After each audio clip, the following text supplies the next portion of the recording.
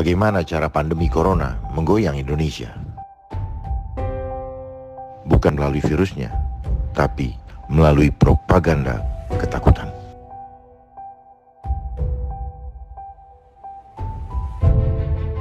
Propaganda yang dilakukan adalah propaganda ketakutan. Itu berlangsung di seluruh dunia. Apa proteksi dan solusi terkuat menghadapi virus corona? Bukan antibiotik yang mampu mengatasi virus, tapi imun tubuh. Contohnya interferon, yang diproduksi tubuh dalam melawan kanker termasuk virus. Maka peperangan antara virus dengan manusia adalah soal adu cepat. Siapa yang lebih dulu bisa beradaptasi? Virus dengan mutasi genetiknya atau manusia dengan kekebalan imun tubuhnya? Mengapa? Tanpa propaganda ketakutan, virus corona seharusnya tidak berbahaya bagi Indonesia. Pertama, virus corona bukan virus flu burung, juga bukan SARS dan MERS. Tingkat kematiannya jauh lebih kecil. Kecuali tubuh penderita terlanjur sudah lemah, sehingga berpotensi mengalami kegagalan sistem imun seperti cytokine storm. Maka jangan hanya fokus menguatkan tubuh untuk meningkatkan imun, baik dengan latihan, diet, dan lainnya. Tapi juga penting terbebas dari aktivitas, diet, dan semua hal yang melemahkan imun tubuh, termasuk berita-berita dan propaganda menakutkan terkait corona. Kedua, virus corona itu tidak bisa bertahan di lingkungan bertemperatur panas seperti di Indonesia. Jadi virus itu pas melayang di udara, dia akan mati dengan sendirinya. Jadi bila imun tubuh kita bagus, sebenarnya virus corona sulit menyebar di daerah tropis seperti Indonesia. Berbeda dengan Tiongkok, yang saat virus merebak, temperaturnya dingin. Italia, Prancis, Iran, Wuhan, Korea, Jepang, Seattle, Washington, New York, ternyata bila ditarik garis, tampak membentuk garis lurus, sehingga ada yang menamainya sebagai Corona Belt atau sabuk corona. Mungkin pada lintang tersebut, suhu bagus untuk berkembang biaknya virus. Diketahui menurut data dari BMKG, suhu rata-rata di Indonesia malah 35 sampai dengan 37 derajat Celcius. Iklim di Indonesia itu 26 sampai 30 derajat. Virus itu hanya akan ada di udara selama maksimal 3 menit pada suhu 20 sampai 25 derajat. Sehingga jika di suhu kita di 26 sampai 30 derajat, pas pada saat siang-siang, virus itu tidak akan mampu bertahan lebih dari 1 menit. Ini tidak bisa dibandingkan dengan Italia. Italia suhunya 6 derajat, sementara virus ini bisa bertahan selama 3 jam di lingkungan pada suhu 10 sampai 15 derajat. Sementara di New York kemarin 10 sampai 12 derajat, di Italia 6 derajat. Itu sebabnya korban di dua negara itu lebih banyak, karena begitu mereka keluar mereka akan terekspos. Sementara di tempat kita masih dilindungi oleh sinar matahari dan oleh suhu. Jadi harusnya Indonesia aman. Jadi sekali lagi, tanpa propaganda ketakutan, virus corona seharusnya tidak berbahaya bagi bangsa Indonesia. Ketakutan akibat terlalu banyak mendengar berita negatif dari medsos dan lain-lain, termasuk lingkungan di sekitar kita, membuat penularan virus corona menjadi semakin dahsyat. Mengapa demikian? 1.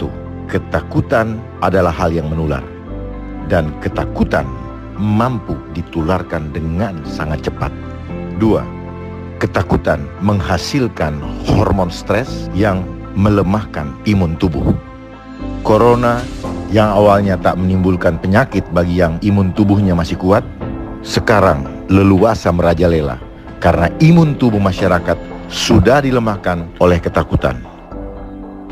Saat imun tubuh turun, virus corona yang tadinya tidak mampu membuat kita sakit, sekarang jadi mampu. Karena kita sendiri yang meruntuhkan benteng pertahanan tubuh kita dengan stres. Virus corona sendiri tidak bertambah kuat. Kita sakit karena kita melemahkan diri kita sendiri. Maka untuk saat ini yang seharusnya menjadi prioritas adalah dengan cepat mensosialisasikan supaya masyarakat paham pentingnya meningkatkan imun tubuh, sekaligus menguatkan tubuh dengan mengatasi ketakutan dan depresi dengan berjemur, ditambah salam FIFA Republik Indonesia sebagai preventive medicine. Kita harus tahu bahwa virus hanya bisa dinetralkan oleh antibodi dari dalam tubuh kita sendiri. Dan antibodi itu akan diproduksi oleh tubuh kita pada saat infeksi pertama itu selama 7 hari sesudah paparan awal. Jadi kalau kena sekarang, maka kita akan dapat antibodi 7 hari sudah itu. Di hari ke-14 antibodi kita akan sangat banyak sehingga akan menetralkan virusnya. Itu yang terjadi kepada sebagian besar penderita positif coronavirus yang kemudian dia bisa kembali lagi dan juga bisa sehat lagi. Dan data mengenai coronavirus itu akan disimpan di dalam sel memori dari dalam tubuh kita, dan itu bisa bertahan sampai 30 tahun lebih. Sehingga jika kita terkena lagi, maka data dari sel memori tubuh kita akan langsung mengeluarkan antibodi tidak dalam 7 hari tapi dalam waktu 1 sampai 2 hari, maka kita akan sembuh. Dan itu yang terjadi pada sebagian besar kasus-kasus penderita coronavirus yang positif. Sehingga jika kita dideteksi apakah kita mengalami didiagnosa sebagai positif, kita harus bertanya dulu, positif virus lewat PCR atau positif antibodi? Karena jika positif antibodi lewat rapid test, ya alhamdulillah, berarti apa? Titer antibodi kita tinggi sehingga bisa melawan virusnya. Dan jika itu ternyata positifnya juga ada juga yang positif virus lewat PCR, itu pun juga tidak ada yang perlu ditakutkan karena sifatnya dinamis. Kita bisa positif sekarang, dalam waktu 2 minggu 16 hari maka kita akan bisa berubah negatif, persis sama seperti pasien nomor 1, 2, 3 datang positif keluar negatif, dan persis sama seperti ribuan orang lainnya yang ada di Indonesia yang jika terdeteksi positif saat ini maka akan bisa sembuh kembali dengan jika bisa mengeluarkan antibodi yang cukup tinggi sehingga bisa menghilangkan virus yang ada di dalam tubuh kita. Kita akan bisa mengatasi ini. Status positif tidak perlu ditakuti. Jadi kalau sekarang kita dites lalu hasilnya corona positif, harusnya senang bukan takut. Karena dalam hitungan minggu kita akan kebal corona, bahkan 30 tahun ke depan. Jadi kenapa harus takut corona? Jadi yang penting diketahui, kena COVID jangan kita terlalu takut. Karena 80-90% orang kena COVID, dia akan sembuh dan nantinya membentuk kekebalan tubuh ya, sehingga nggak terkena lagi, kasus yang terkena lagi itu sangat sedikit. Tapi yang kita takutin itu orang kena COVID menjadi buruk keadaannya, yang diduga karena terjadi reaksi kimia yang disebut cytokine storm. Dari penelitian-penelitian yang udah ada, ya, dari kasus-kasus yang sudah terjadi di Cina dan di negara-negara lain, cytokine storm itu sebabnya apa?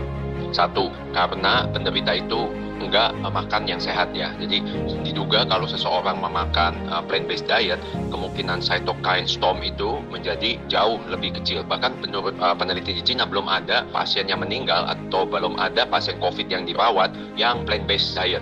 Cytokine storm ini bisa dipicu juga dengan pengobatan yang salah. Ya, beberapa obat tertentu kalau dimakan malahan bisa menimbulkan cytokine storm. Maka itu jangan kita so jago self-medicated ya. Kalau bukan dokter atau yang mengerti benar-benar, jangan coba-coba main beli obat online dan itu coba obatin sendiri. Ketiga, kita pelajari kasus-kasus kematian ya, terutama yang ada di Indonesia bisa meninggal. Kenapa? Saya pelajarin mereka panik ya.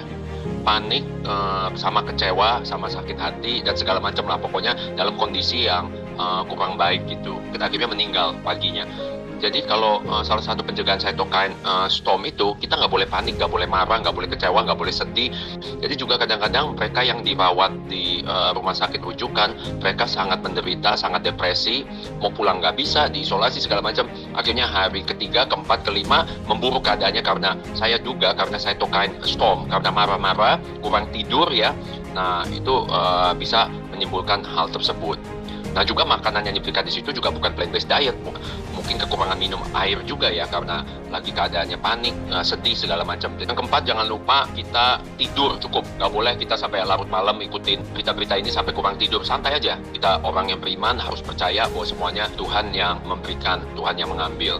Dan jangan depresi, jangan panik. Ada yang sampai kena emah. Kita udah melakukan yang terbaik. Kalau tadi saya katakan kalau kena jangan takut, karena 80-90% sembuh. Yang kita takutkan adalah cytokine storm itu. Apa proteksi dan solusi terkuat supaya kita semua aman dari corona dan cytokine storms? Ada 3 langkah untuk membantu memperkuat tubuh dan imun kita serta menetralisir akibat buruk dari propaganda ketakutan corona.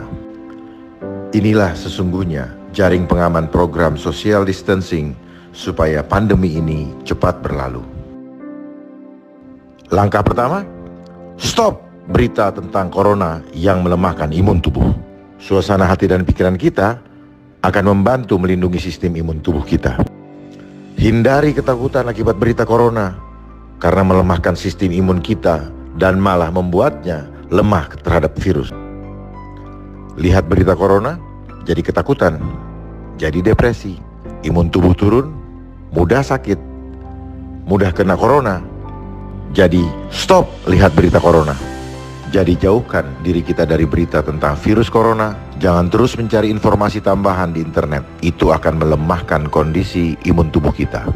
Hindari mengirim pesan yang melemahkan kepada orang lain karena malah berpotensi membuat mereka jadi depresi.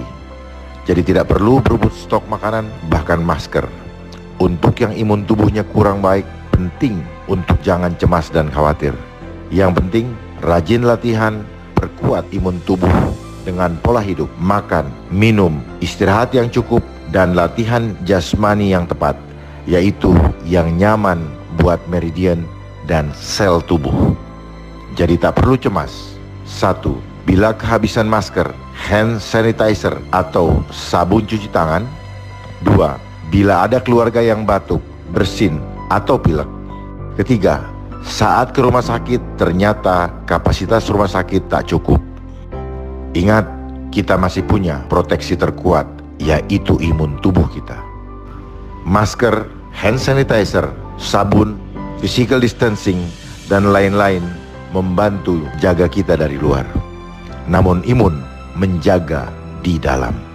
Pertama, ajarkan kepada keluarga mengatasi dini di rumah dulu sebelum ke rumah sakit. Caranya, lindungi saluran nafas kita. Seringlah minum air putih hangat 10 menit sekali.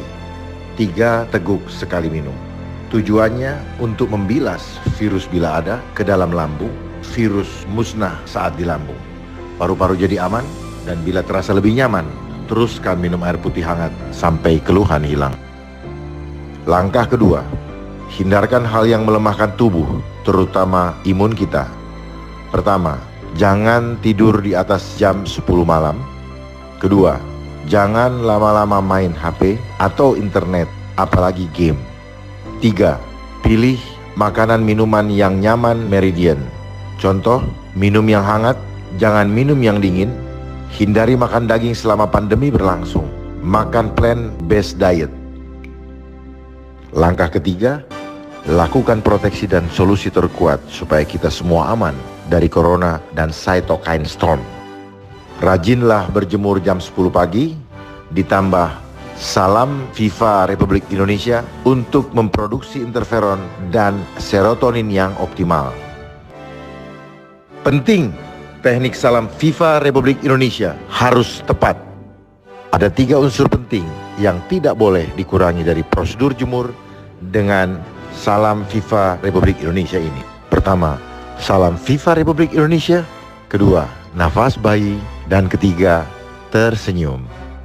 Apabila hanya berjemur saja tanpa salam FIFA Republik Indonesia, nafas bayi, dan tersenyum, maka manfaatnya sangatlah kecil.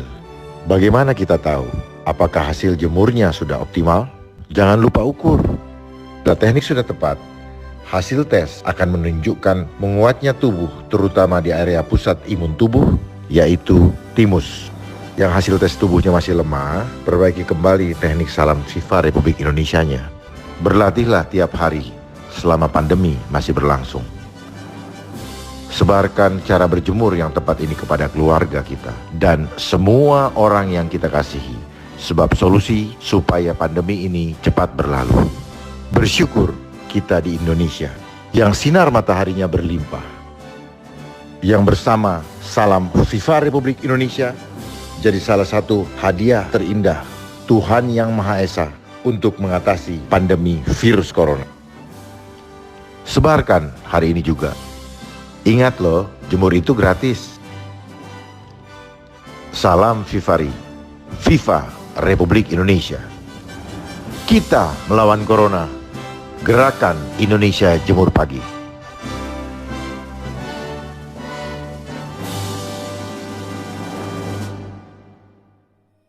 Sambil berjemur, lakukan gerakan ini. Perhatikan titik bantalan di bawah ibu jari. Untuk ditempelkan di area tengah yang cekung di atas ulu hati. Letakkan telapak tangan kiri di atas punggung telapak tangan kanan. Ingat, selalu tersenyum dan gunakan nafas bayi. Fifari, FIFA Republik Indonesia. When a cell is infected by a virus, the virus enters the cell and produces structures that are not found in uninfected cells. The presence of this viral material signals the cell to produce interferon. The interferon moves out of the cell and attaches to receptors on nearby cells of the same type. The cell that produces the interferon is unable to save itself. The virus replicates in this cell and then moves out to infect nearby cells. The nearby cell that already has interferon bound to its surface responds in several ways, including production of enzymes that degrade messenger RNA and prevent protein synthesis. Thus, a virus can attach and enter the cell, but completion of the viral replication cycle is prevented.